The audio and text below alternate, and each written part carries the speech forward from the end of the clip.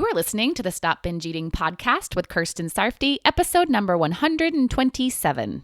Welcome to the Stop Binge Eating podcast. It's time for you to end your food obsession and begin feeling confident and in control around food.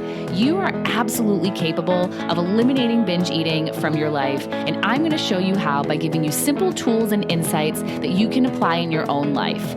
I'm your host, Kirsten Sarfty. Now let's get to it. Hi, happy freaking New Year. As I'm recording this, it's still 2020. I always record a few weeks ahead of time because it's just so much less stressful that way. But I'm so excited for the new year. I love new years. So much possibility ahead. I cannot wait to see what 2021 brings. I know that there is going to be a lot of amazingness because I'm going to create it for myself. And you're going to too. At least you better. There is no reason why you shouldn't. Not one. Any reason you come up with, I call BS. And most importantly, this is the year that you are going to stop binge eating for good. It has to be. It's already taken up way too much of your time and energy. It needs to go. And I am here to help you do that. So keep listening to the podcast. And when you're ready to take this work to the next level, to start seeing faster, bigger results, join me in my group coaching program.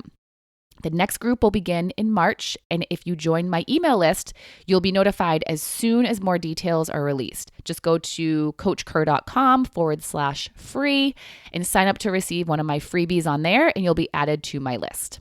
All right. Let's get down to business. Let's stop restricting. But before we talk about how to stop, let's first talk about restricting and what it means.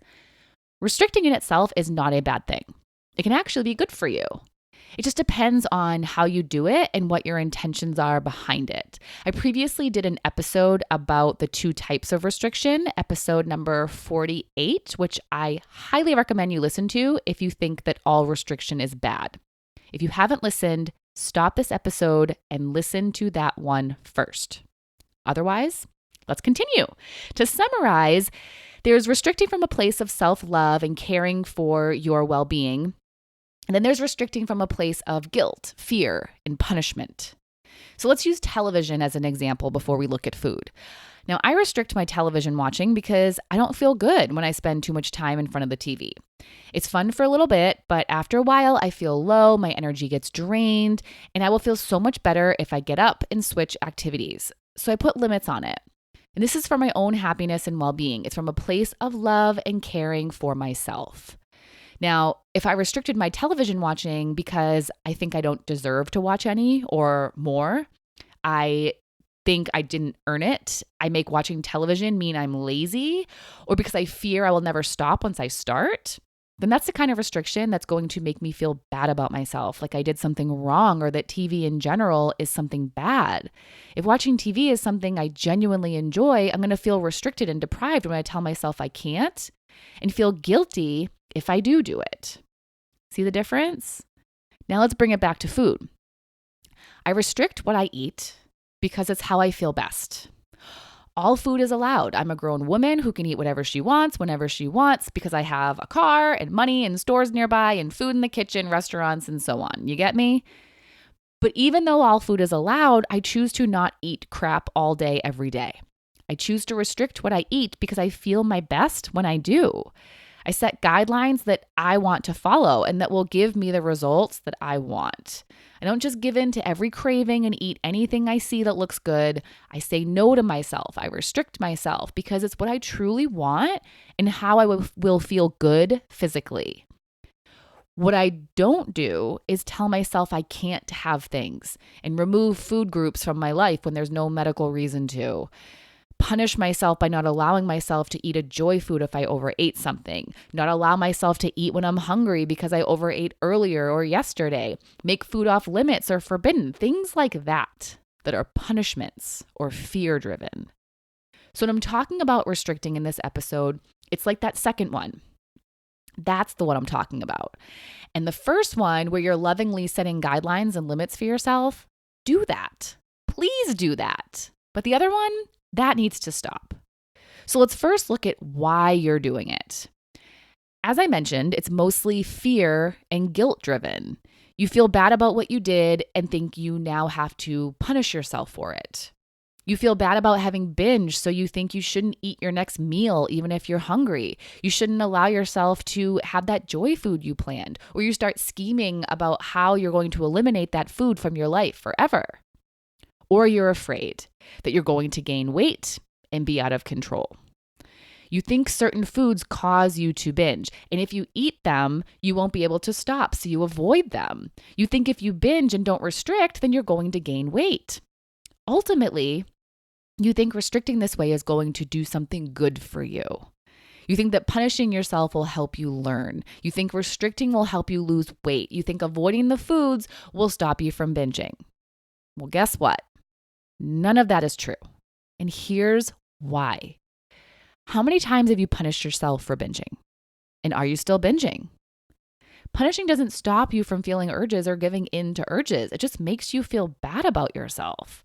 There you are, already feeling guilty about having binged, and now you're making it worse by taking away something you want, like your planned joy food or beating yourself up.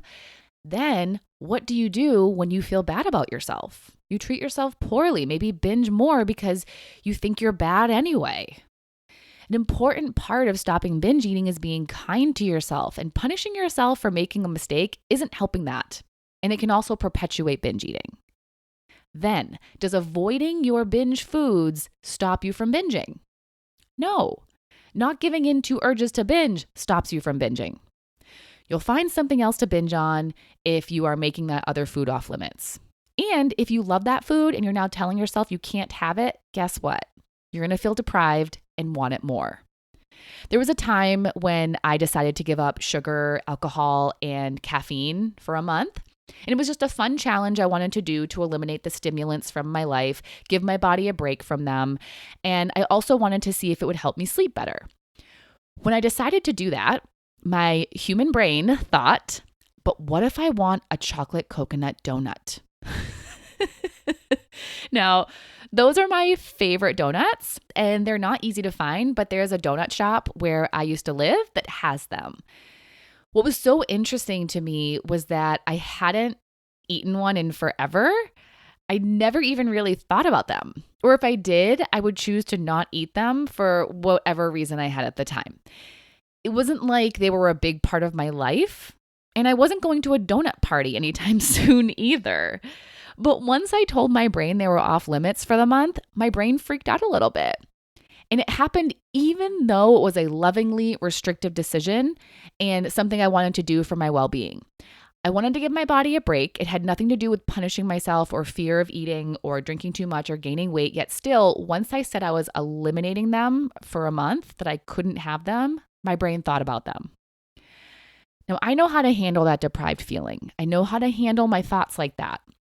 But if you don't, and you're telling yourself you can't have certain foods or food groups, then you're going to feel deprived, and your reaction to deprivation is going to be eating what you're feeling deprived of. What's even worse is when you're eating that forbidden food and telling yourself it's the last time you're going to eat it. Guess what happens then? You get as much in as you can while you're allowing yourself to eat it. You don't have just one, you have many. You think making it off limits will stop you from eating it, but it doesn't. It makes you want it more. And you eat more than a sufficient serving when you do eat it. And if you don't binge on that food, you'll find something else to binge on. Supposedly eliminating food from your life, and I say supposedly because you can't eliminate food from your life. You are not in charge of what food exists in the world. But it's not going to stop you from binging. It might lead you into a binge. And lastly, the one that makes the most sense to most people is restricting to not gain weight. If you binge, if you eat a lot of unnecessary food when you're not hungry, if you're excessively eating more than your body needs, then you're most likely going to gain weight. So it makes sense to try and balance it out by under-eating after that, right?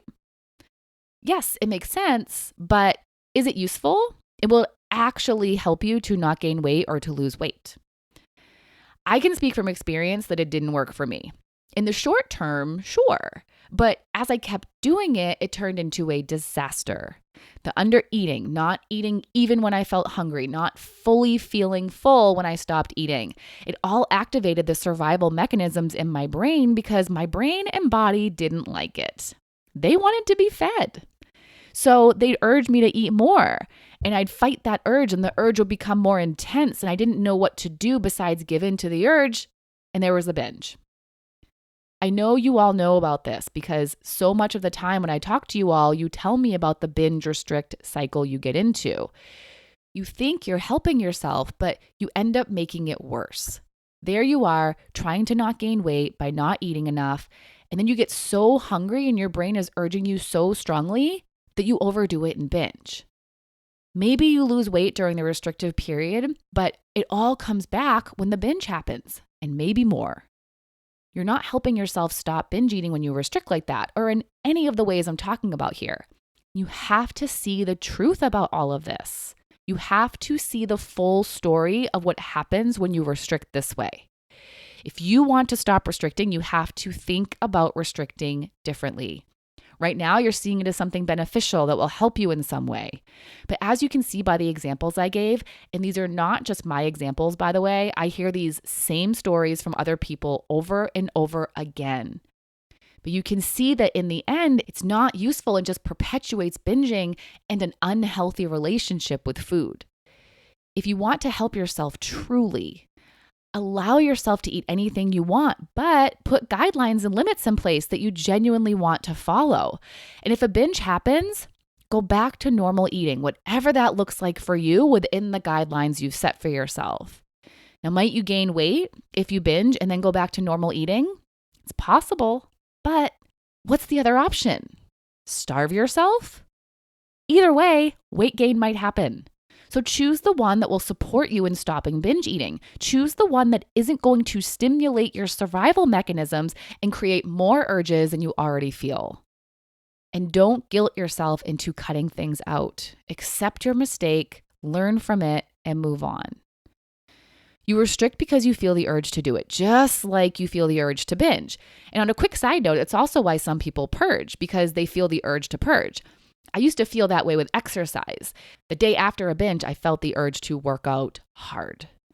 These are all urge driven. So just like you're learning to allow the urge to binge, also allow the urge to restrict. Think about how it's going to hurt you more than help you. Tell yourself the whole story and the truthful story. So let's make this the year that you also stop restricting yourself in unhealthy, punishing ways and stick to the restrictions that will enhance your life and your well-being. I'll talk to you later. Bye-bye. Thank you for listening to the Stop Binge Eating podcast. If you like what you heard today and you want more, go to coachkir.com/free. That's COACHKIR.com/free to get some awesome free stuff to help you stop binge eating.